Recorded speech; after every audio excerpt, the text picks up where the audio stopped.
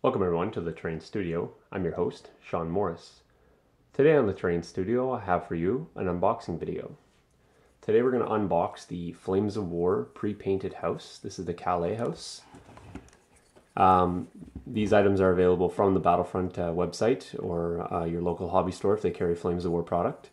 Interesting to note, this can be used for 10 to 15 millimeter scale. It is fully painted, which means right out of the box, pop it on the tabletop and it's ready to go. The contents of the box are a rooftop, an upper story, and a lower story. And these can actually be interchanged. So the ground floor of this building can be exchanged with the ground floor of another building, as I understand it correctly. They also have interchangeable roofs. So basically the footprint of the buildings are the same. So this one here can be interchanged with another house. And I guess time will tell as we get more houses in the studio, exactly which ones work with which ones and what ones look good. Down here, an item of interest is this is a Flames of War base right here. This is shown at 80% scale, so just keep that in mind. Okay, so this base is actually slightly smaller than a medium base. But using this scale in comparison to the house, you can see that the building will accept a medium base. And perhaps we'll pull out a medium base and have a look at exactly what configurations you can use the buildings with and how much contents the buildings can actually hold. It also says down here, if you guys can see this, maybe I'll zoom in a little bit. There you go. Items to add. So if you're unclear what items would work nicely in conjunction, you have the train station, the rural road expansion, the train tracks, the rural roads, and the cobblestone. And subsequently, I have all these items, so perhaps based on popular vote, we can determine which one we would like to do next. So that's something to keep in mind for future unboxings. All right, so let's crack into it. Got the hobby knife right here. Just gonna go ahead and put a slice down the box. Take off that cellophane.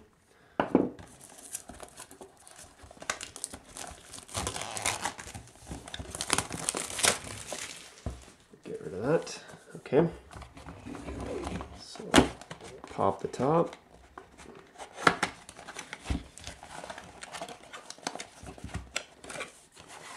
First thing you're going to notice is the nice packaging of the box. So it's completely reusable. So if you don't have a alternative storage device, then the box is suitable for repacking. As you can see, it opens fairly easily. Both pieces come nicely divided, so there is no banging together and chipping. They aren't foam packed, but they are bubble wrapped. So open up the left side here. First thing we're going to notice is that it appears we have the ground floor, indicated by the door, of course. On first inspection, the paint job appears quite nice. Window trimmings. I mean, there's a bit of overspray here, but the windows themselves are nicely defined. If you wanted to come in with a little bit of gray, not necessary. This is just nitpicking little things, but it does have a nice sort of a dry brush look to it. Sort of the stucco or the concrete look. Nice little details, you know, the doorknob's been painted on the door, so just little things like that. The inside, if you can see that, there we go, get it angled properly to the light. You're going to notice that it does have a nice wood grain floor in here, so that's a nice touch, and it is painted, which is, again, a bonus. One of the beauties of the new buildings, and something I really appreciate, is the inside window and door indicators. To me, that's probably the most interesting feature of the whole building, and some of you will say that's kind of silly because you can't even see that. But in terms of gameplay purposes, if, for example, this is set on the tabletop and I'm on this side and my opponent is on the other side, and I have figures in the building, rather than me ask my opponent, is there an opening on that side? Is there windows? Is there doors?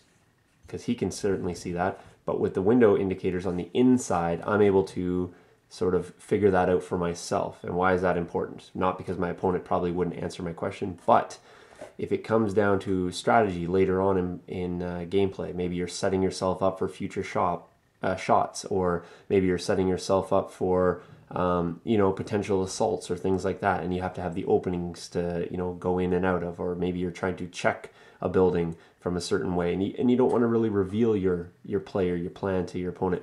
That little bit of indication on the inside enables you to think ahead without asking and without maybe revealing your play. Maybe that's not something would ever come up, but to me, I've had that happen several times, and to have those indicators on there, it's really no big deal to put them in there. But in terms of the application, that's huge. It's huge for me.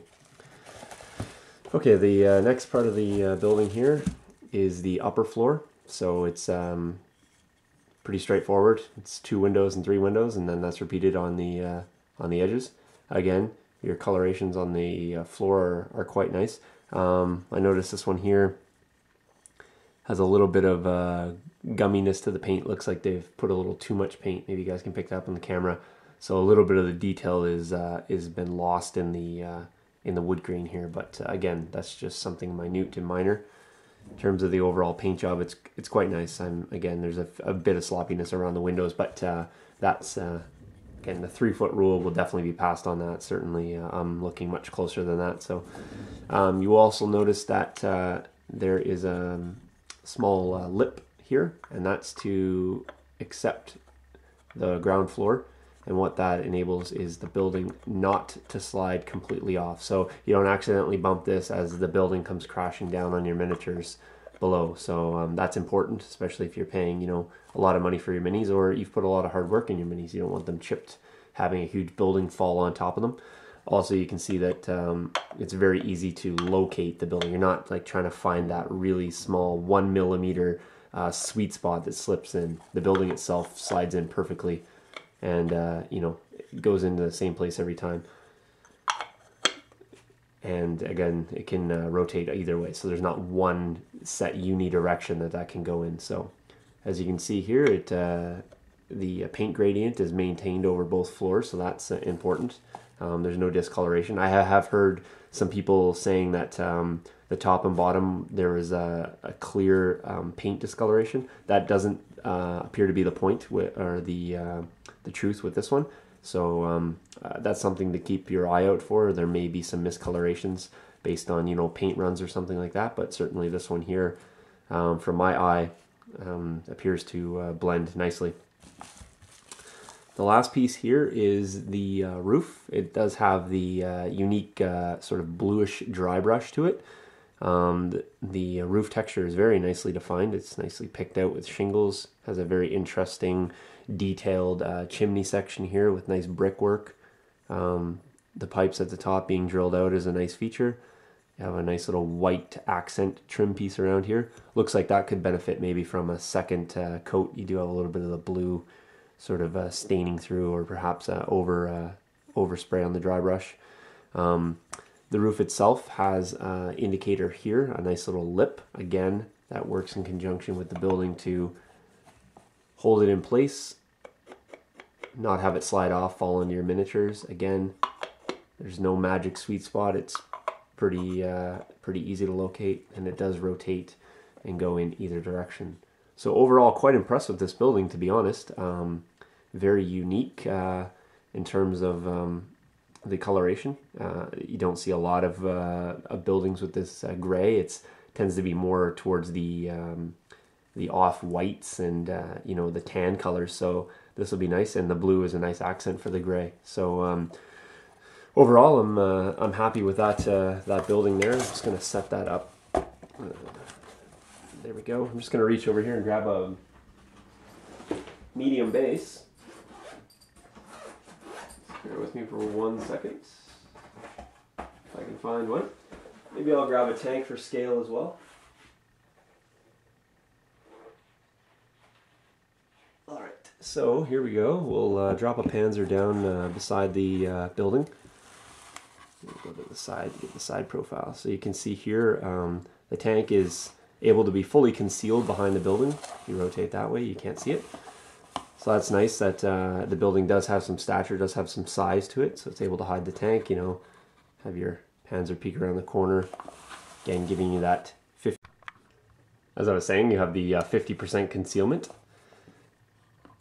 When a medium base is placed next to the building here, you're going to see that it equally sorry, it's equally hidden behind the building, so it's longer than a medium base. The figures, when compared to the door size, you can see that it's a nice fit. An upright figure is almost to the top of the door, which it should be. Inside the building itself, it readily accepts a medium base. It'll actually hold 2 medium bases, or a combination of medium base and 2 small bases. Likewise on the first floor, it's going to hold your medium base, 2 small bases, or a second medium base. So the contents of the building itself can hold a maximum of 4 medium bases, which, if you think about that, that's 15 to 20 guys. So that sounds reasonable to occupy a house. And they fit in nicely. So it's not too deep that you're unable to grab your figures out. And with the ability to pull the floors off, you're not trying to reach down through 2 floors to pull the guys out of the bottom floor. And with the second floor, it gives you that that ability to up the contents of the building. So that's a real distinct advantage of having a 2-floor building. So nicely done, Battlefront. I do think that you guys did an excellent job on this product here. I look forward to looking at the next buildings and the future products that come out.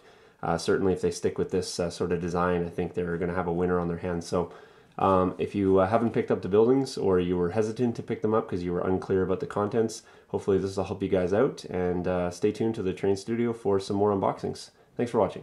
Cheers.